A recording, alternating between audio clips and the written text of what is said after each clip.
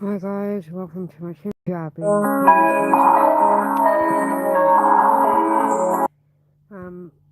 Please jump in, share, like and subscribe, and if you're new to the channel, welcome. Please like, share and subscribe. Okay, so Salvatore Ramos, which is the guy in the picture that you see here, was born on May the 16th, 2014 in Fargo, North Dakota.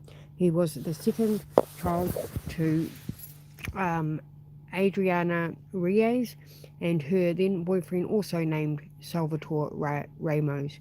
The pair separated soon after their son's birth, leading Adriana to move back to Uvalde with the kids. The father's involvement in the upbringing was minimal after that. In Salvatore's earlier years, his mother was present, but as time went on, she became more distant with her children. Her personal difficulties, including a history of drug problems, is weight on her, even though her only brush with the law was in 2005 misdemeanor theft, resulting in probation at a 2007 family violent assault charge that was later dropped. An ex-girlfriend of Ramos believed that one of his mother's boyfriends might have melted him in his younger years, yet Adriana didn't believe his claim. Relatives described Salvatore as a shy and quiet kid, growing up even reluctant to interact with his peers because of a speech impediment. He was bullied regularly at school, and due to his stutter, short hair, and often wearing the same clothing daily, early evaluations indicated he trailed his peers academically, and by the time he was in third grade, he was already labelled at risk by the school due to constant poor test results, while school documents suggested that there might have been a request for speech therapy for him. Later, online searches of his own revealed his efforts to gather information on on dyslexia. However, he never benefited from any specialised educational support. So I'm just going to show you some videos, guys, of this school pewer.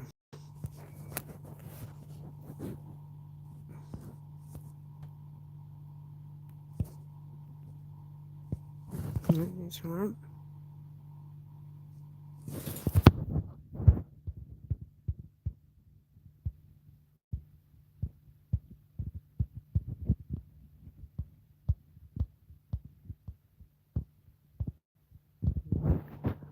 Right. So I'm going to start at the bottom, I think. So this is his mum asking for forgiveness. No tengo palabras. Y no tengo palabras para decir porque no sé lo que estaba pensando. Él tenía sus razones para hacer lo que hizo y por favor no lo juzgan. Yo nomás quiero a los niños inocentes que se murieron. Perdóname. ¿Qué les dices a los familiares de ellos? Perdóname, hijo. Yo sé, él tenía sus razones. ¿Qué razones pudo haber tenido? A que se acercaran más a sus niños. Oh, sorry. No. En vez de poner atención a las otras cosas malas. Yo no tengo palabras, no sé. Era bien calladito, era bien callado, bien. He was to himself. Él no le molestaba a nadie, él no le hacía nada a nadie. So that was his mum trying to ask for forgiveness. So I'll carry on. We was up to right. School documents suggested that there might have been a request for speech therapy, like I said, for him. Later, online searches of his own revealed his efforts to gather information on dyslexia. However, he never benefited from any specialised educational support. Salvador's time at Robb Elementary School was significant to him, that later pupilling unfolded in the very classroom where he once studied and had confided in a friend about his unsettling memories from that year. Just a few weeks to, prior in one specific incident, another student tied his shoelaces together, causing him to fall over and injure his face. There are also a few counters where teachers targeted him unfairly. Starting in 2018, Rambo's been missing school constantly, racking up over 100 absences since absences each year. Even with his constant absences, or particularly due to them, potentially due to them, his disciplinary record at school was almost spotless. The only record infraction on his record was mutual combat situation with another student in a hallway in late 2018, leading to a 3-day suspension. By the time he was 17 in 2021, Ramos had only finished the ninth grade due to his poor attendance and lack of academic achievements. Uvalde High School involuntarily withdrew him on October the 28th, 2021. Ramos decided to drop out of school altogether and turn down a dark path. Notes found in his phone indicated unsuccessful attempts to fit in with others, including an unhealthy obsession with weight and fitness, leading to an eating disorder. He also seemed to distance himself from others. He had no friends, no driver's license, and no vehicle.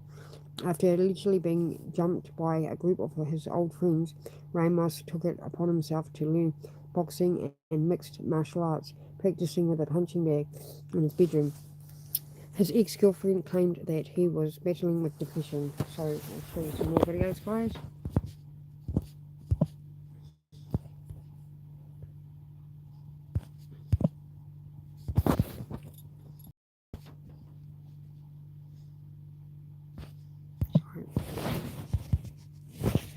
Piara, winter has well and truly settled in. How do we prepare? I shouldn't have to be here speaking. I'm only 10 years old, but I am because my friends have no voice no more.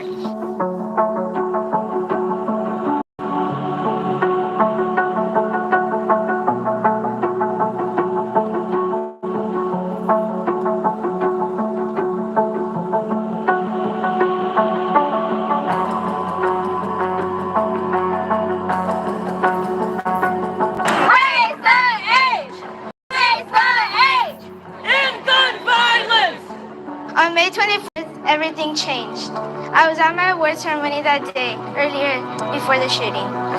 As soon as we got to our class, we heard the gunshots. I wrote my own speech that day, and I read my own speech the other day. I felt good coming off. I felt proud of myself. Jackie, she was like bubbly and energetic. She was playing on the swing by herself, and then we just became really, really, really close since that day. She's my best friend. Enough is enough! Enough is enough! Stop school shooting! Enough is enough!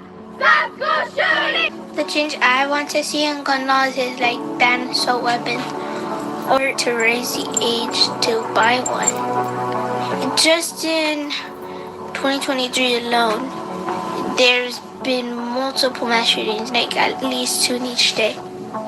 So like, we can stop that if we want to do something. Don't be silent! End gun violence! My voice is important because we need more people to show up at the meetings. We need more people to show up at the rallies. We just need more people in general to support us.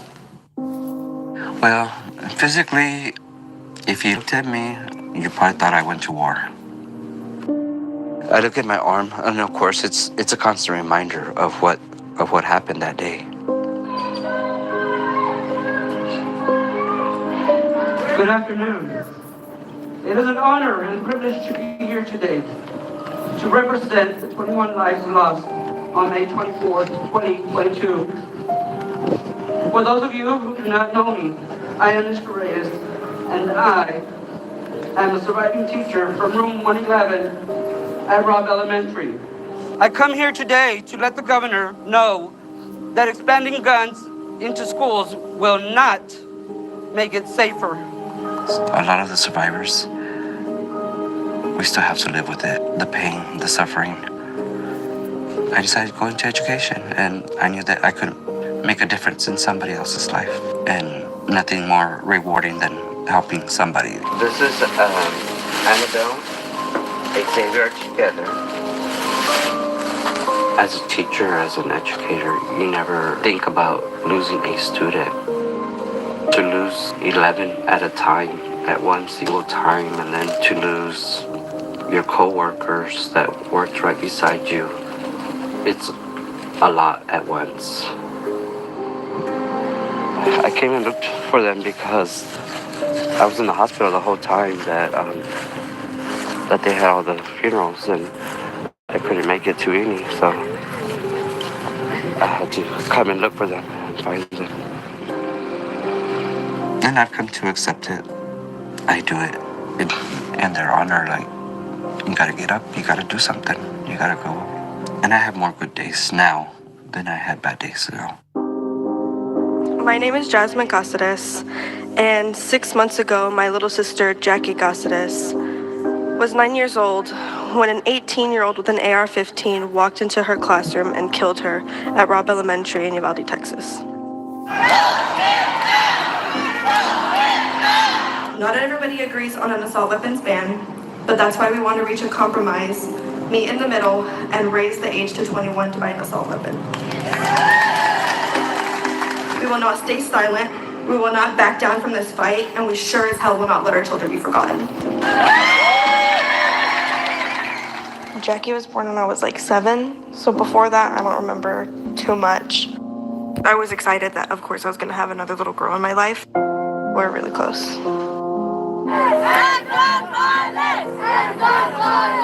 It really did change how I view politics, I think. Like, I remember being so angry that things couldn't change faster. But that's just how it works, and I know that now. All the things that I do now, I wish I'd done them sooner. The reason why I finally decided to go to protest and speak up is because my sister passed.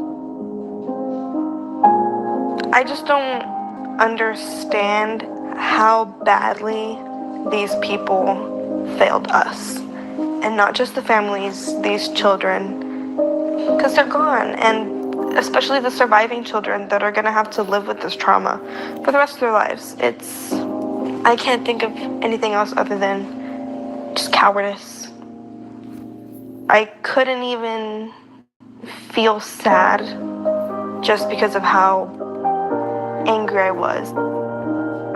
Nothing is ever going to be able to bring my sister back, which is what we would have wanted. But justice is making sure this doesn't happen to somebody else.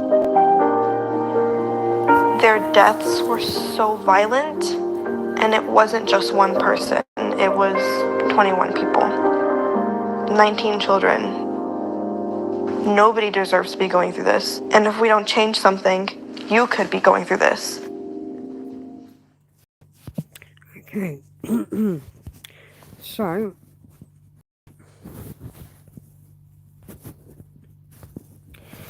And he was also constantly mocked as being a potential school pewer.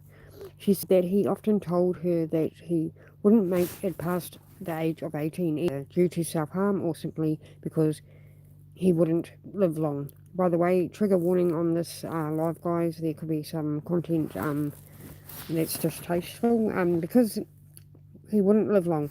Following their breakup, Salvador took to harassing her and her friends. He began wearing black clothing, combat boots, and let his hair grow out long and messy. He frequently used various social media sites including TikTok, Instagram, YouTube, and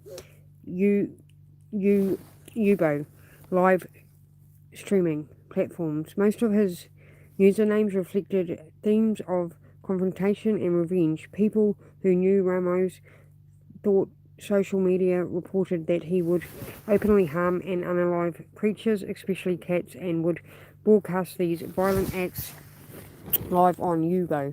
He also threatened to commit a school pewing on the app.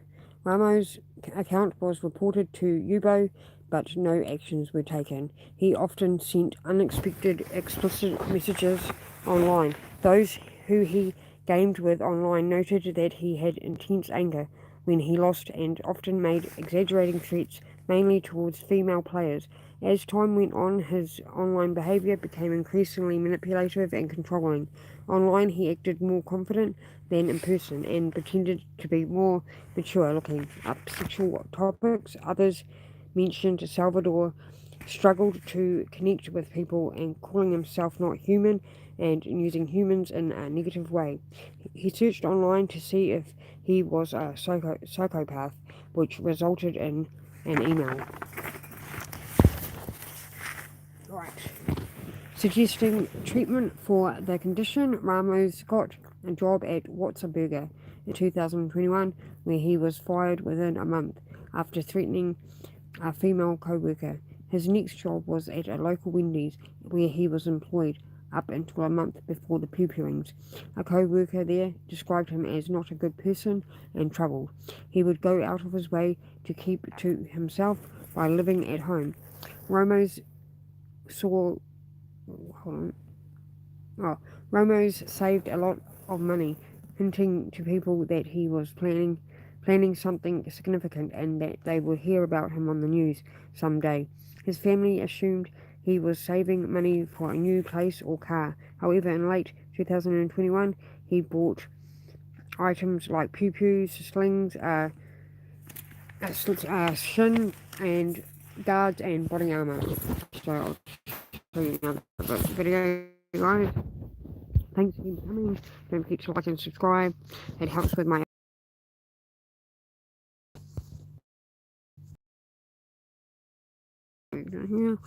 here we go. The octagon to the land down under Perth, Western Australia. This is a massive.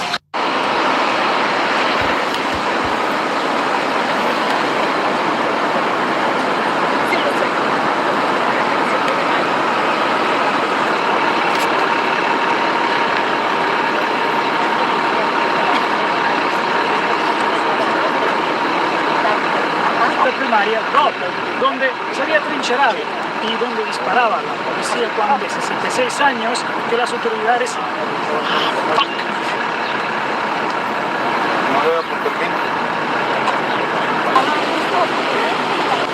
Para el fondo, llegó hasta aquí, la camioneta le justo ahora, esta es la camioneta, la que metió en su casa después de haber disparado a su abuela. Esta es la camioneta exactamente la parte del frente de su vida.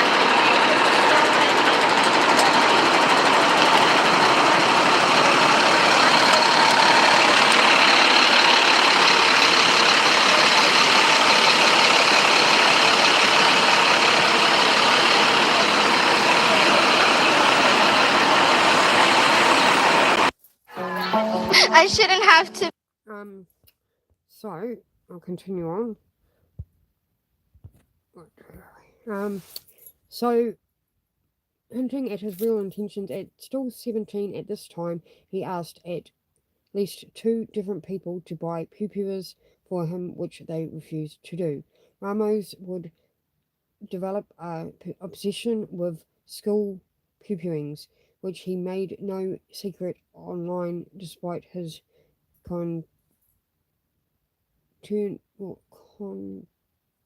connecting online activity. It was never flagged to the police. If any social media users did report him, platforms seemed to neither limit his access nor alert authorities about a potential threat. In early 2022, Ramos began pursuing his plan. After an altercation with his mother, an argument between the two head sheriff's deputies had to respond to a call out. But no arrests were made. Soon after, he left home and moved in with his grandmother, just blocks away from Robb Elementary School. He began purchasing more fire pew-pews and accessories, beginning in February 2022, including 60 to 30 round magazines, a holographic weapon sight, and a Hellfire Gen 2 snap-on trigger system. On May 17th, 2022, immediately after his 18th birthday, Salvador went to a local pewer's shop and legally purchased hey Satira, how are you? Purchased a Smith & Wesson semi-automatic pew.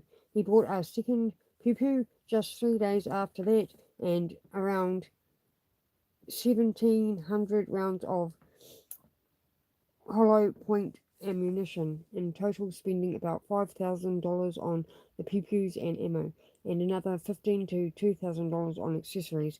3 days prior to the pewings, he shared a photo of two pewings on his Instagram profile. He had no prior criminal history and had never faced arrest before the pewings. He hadn't shared any specific ideology or political stand. The warning signs were only known to a select few individuals. On May the 24th, 2022, Robb Elementary School was wrapping up its school year. With all the tests and instructions finished, students looked forward to awards day. Parents came to the school to attend the children's ceremonies, and many students expected to either go home early or stay and watch a movie with their friends.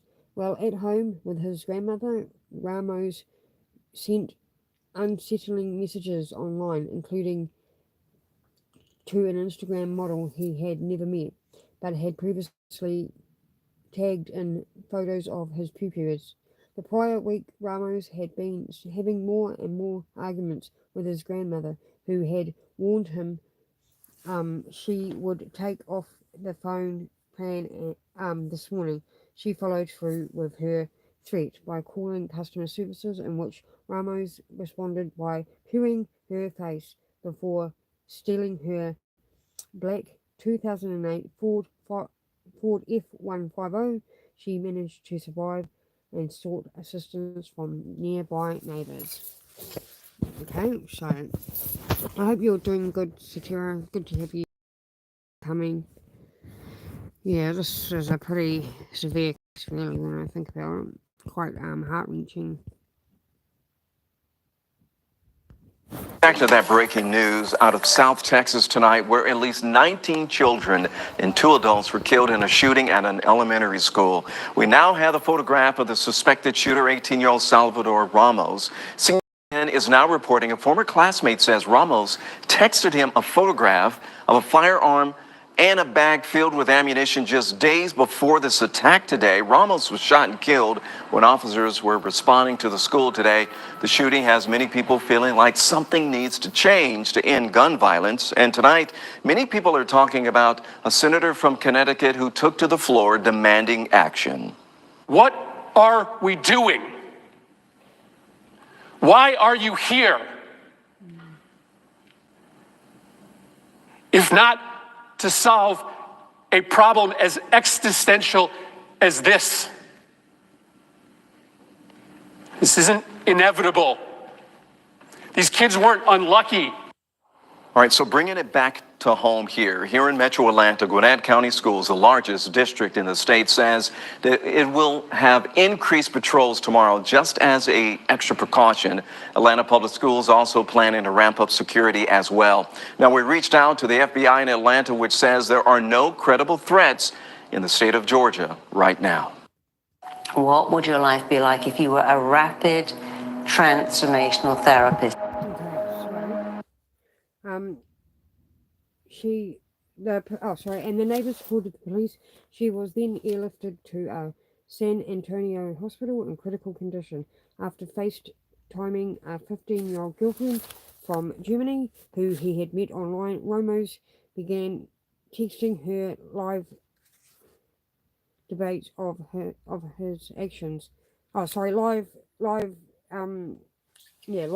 messages of his actions. The girl replied, "Cool," and later faced trial for failing to report planned crimes while driving towards Robb Elementary School. He lost control of the truck, crashing into a ditch. At 11:28 a.m., two men witnessed the crash from a nearby funeral home and started walking towards the side of the truck. Ramos got out of the wrecking and started pewing at the two men, who quickly escaped unharmed and ran back to the funeral home. The 911 call was promptly made to report a man at the scene firing a pew. Following the 911 call, a school's resource officers the school's resource officers sped to the school grounds, mistakenly chasing after a teacher who was thought to be the pewer. While unknowingly driving past the real pewer, Ramos made his way towards the school, proceeded to climb a fence and enter the school grounds. He was armed with only two pews and lifted the other in the crash. And left the other two in the crash truck. He wore a tactical vest for carrying ammunition, a backpack, all black clothing, and had 730 round magazines. Coach Yvette Silver of Robb Elementary was outside with a group of third graders when she saw a backpack thrown over the fence and a person in black clothes climbing over it. She saw the person raise a pew and started towards her classroom, locking it now with a group of third graders and used their radio to report an active pewer. While this was happening, numerous officers immediately began to respond to Robb Elementary School. One of the first arriving officers exited his vehicle, heard pewing, and asked where the pewing was coming from. Uvalde police officer Sergeant Daniel Coronado also arrived on the scene. Around this time, the officers then spotted someone dressed in black over 100 yards away, running in the opposite direction. Believing that this person was the pewer, he aimed his pew and asked Sergeant Coronado for permission to open fire.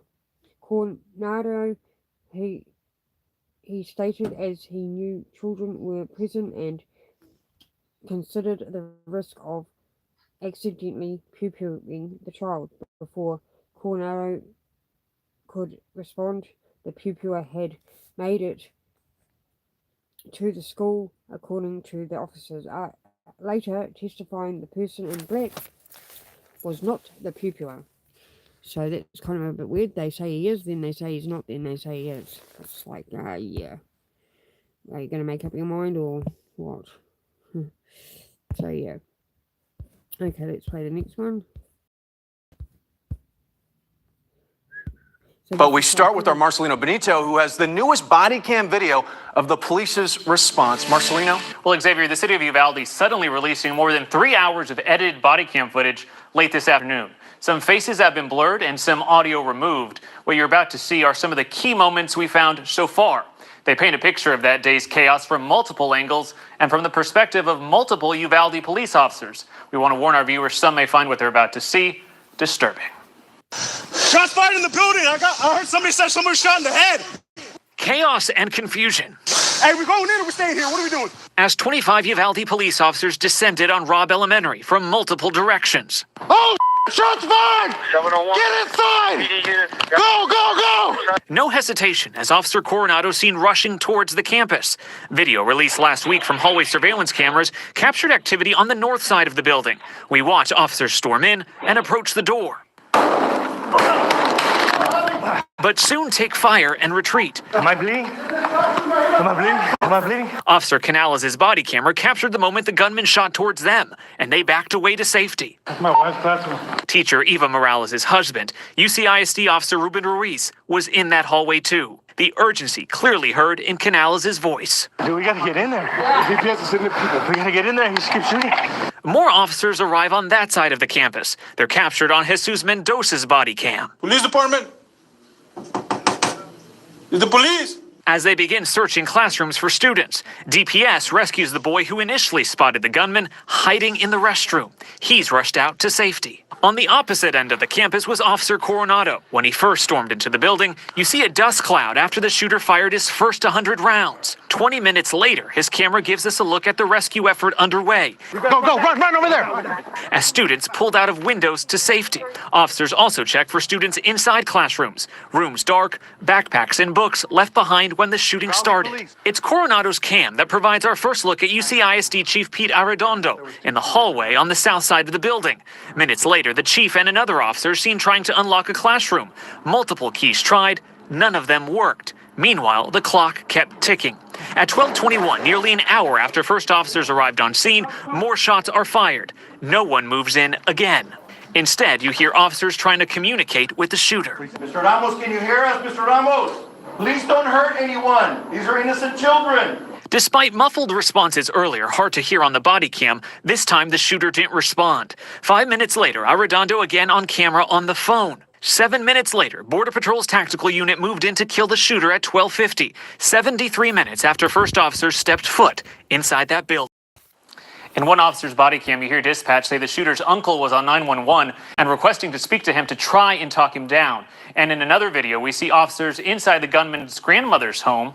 You'll recall he shot her first before heading to Robb Elementary. Again, this is just a small part of what these body cams reveal. We're still combing through a lot of it for you. Xavier? So telling, Marcelino, thank you. And the back to that breaking news out of South. So Ramos,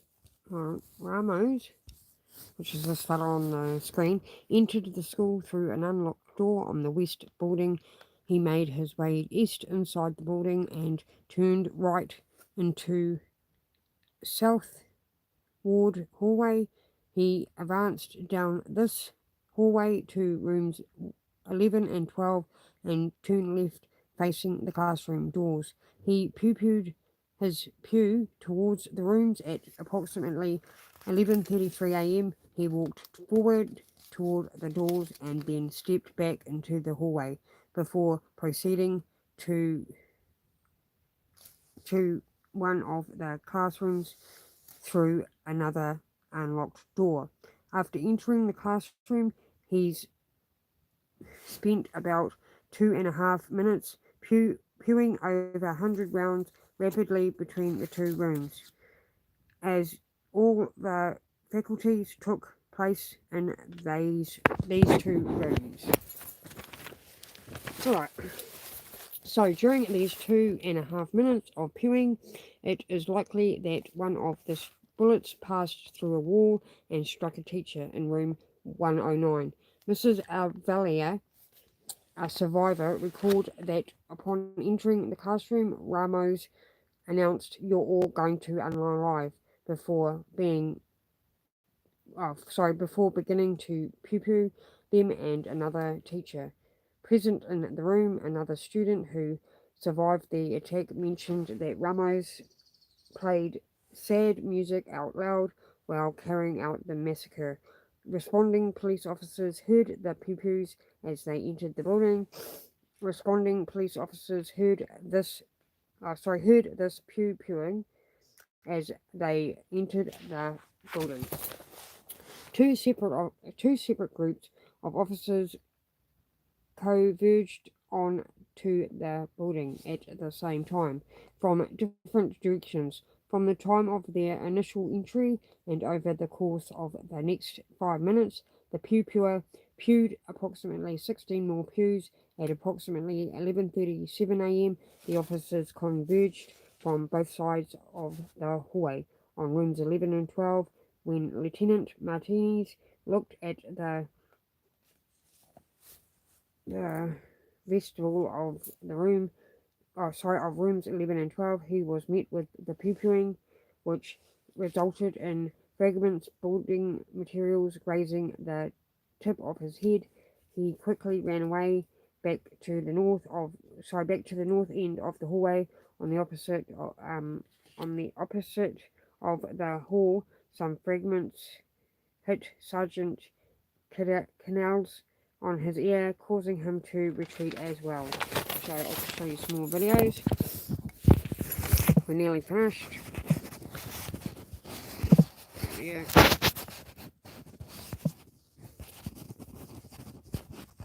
So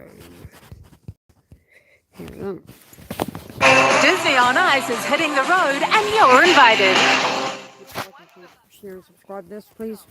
It helps with my algorithm for my channel and also helps me to get my channel out there to others. Thank you.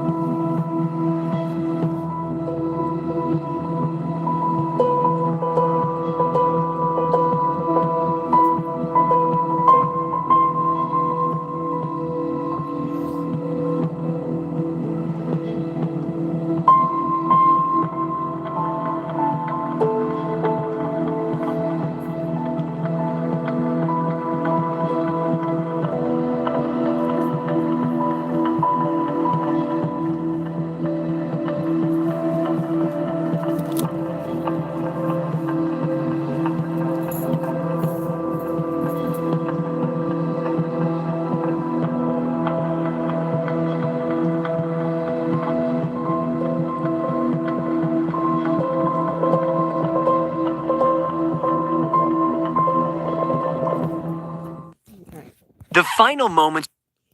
So I'll just read you the last little bit and I'll show you some more videos after that.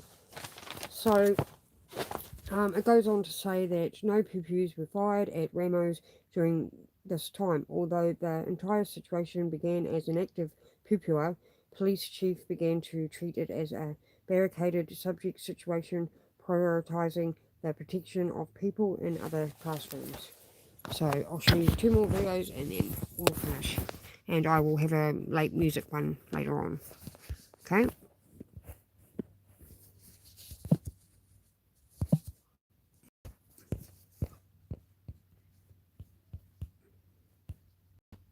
So this is a school senior who describes what Salva... You have been speaking with people all day. It seems as if everyone has a personal connection to what happened. It's not just that it seems like it, Chris, it's because they really do. And truly, this is really a horrific nightmare for all of them. It's heart-crushing. In fact, Chris, behind me here at the Civic Center in Uvalde, there have been so many people who have come here today throughout the day seeking counseling, including, I spoke with a mental health worker moments ago who told me that includes many of the victims' families who came here to try to figure out, with the help from counselors, how to explain to their surviving children what happened here. I also just spoke to a Uvalde High School senior named Ivan Arellano, whose best friend, his little sister, 11-year-old Layla Salazar, was killed. So he told me he came here to clear his head about that. And then he told me that he knew the gunman very well, and he wanted to make something very clear about him. Here he is moments ago. Salvador Ramos was a boy who was not bullied.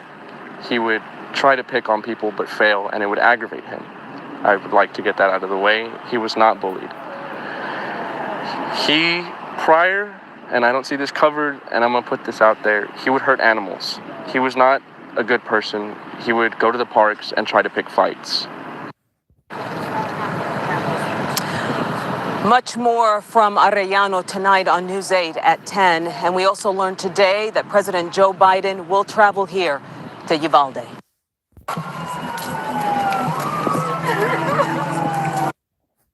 The final moment. The search warrants allowed investigators. Left my daughter at that school. The search warrants allowed investigators to perform a forensic download of the gunman's iPhone. Searched the pickup truck he abandoned. Right, where were we? So we'll done that one. Okay, so neighbor describes seeing gunman leave after the... Perry, what else are investigators learning about this 18-year-old shooter? So, Shep, the one thing that we're learning from neighbors we've been talking to and some of the shooter's friends are that he didn't really have friends. He was seen very much as a loner. He lived in that house behind us. By all accounts, this is a beautiful neighborhood, a beautiful house. The neighbors have been friendly. The homes are small. They're quaint. The house is colorful. You can tell a lot of life was in there. It's incredible something so dark left that house yesterday. The shooter was 18 years old, a high school dropout with no criminal history.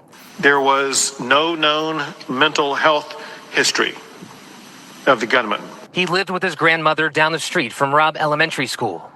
The first thing that happened was that the gunman shot his grandmother in the face. She then contacted police. Investigators say he gave no meaningful warning of the hell he was about to unleash, except for a Facebook message 30 minutes before he got to the school. Those who grew up with the shooter describe a downward decay from a typical kid to a loner who dipped into violence. One friend tells the Washington Post he would randomly shoot at people with a BB gun. Another says the shooter told them he wanted to join the Marines so he could kill people. Juan Alvarez is dating his mother. I'm really surprised. I was bad, man. I looked in shock. Anybody who shoots somebody else has a mental health challenge, period. And the boyfriend of the shooter's mother tells us that the shooter and his mother had a checkered past where violence would sometimes ensue. Police were called once or twice, according to neighbors. And then one day, 8 police officers showed up. The next day, the shooter was gone, moving to his grandmother's house behind us. And Shep, it's incredible to see how close all of this happened. I'm a half mile away from where you are. This started just a 10-minute walk down this road toward the school. Really incredible. Perry, I know I shared with our viewers that you spoke with a neighbor. You're at the grandmother's house. That's where the gunman lived as well. And the neighbor who helped the grandmother after she'd been shot, what did they tell you? His name is Gilbert Gallegos. We met him as he was sitting on his porch just like he was yesterday, more than 24 hours ago, sitting in that same position when he tells us that he heard gunshots. He walked us through the entire situation with what happened. Take a listen. I heard 2 bangs with like shots, and I looked around, I couldn't see nothing. All of a sudden the door opens and he comes out with a duffel bag and the backpack, puts him in the truck, gets on the truck, and he didn't drive. So he was trying to get it out of gear at a park, and he couldn't do it. Some way, I guess he stepped on the brake and come out and took off. I mean, it was rocks flying all over. Then she came out, and I could see she was all bloody. You're talking about his grandmother? His grandmother. And she came out, and I met her, and she told me, because she called me Beto. Beto, look at what my grandson did. And I said, well, let's get out of the street. Let's come get over here.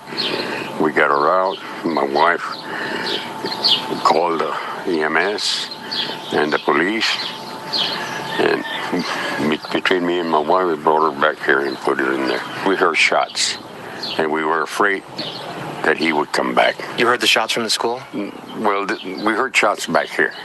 We didn't know where it was in the school or not. And between me and my wife, we decided we'd bring her in here.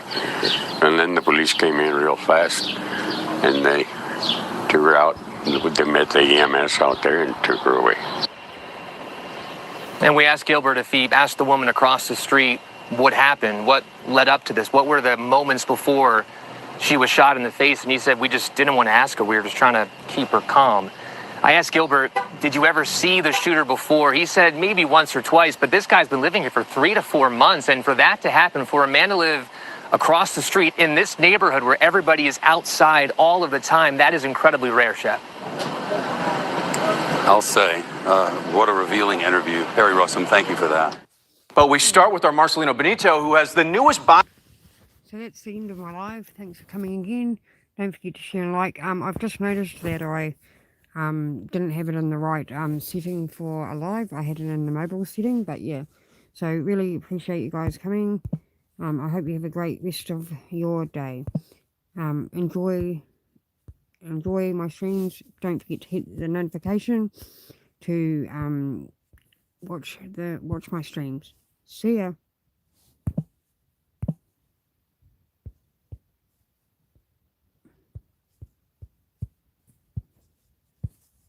Trying to find them.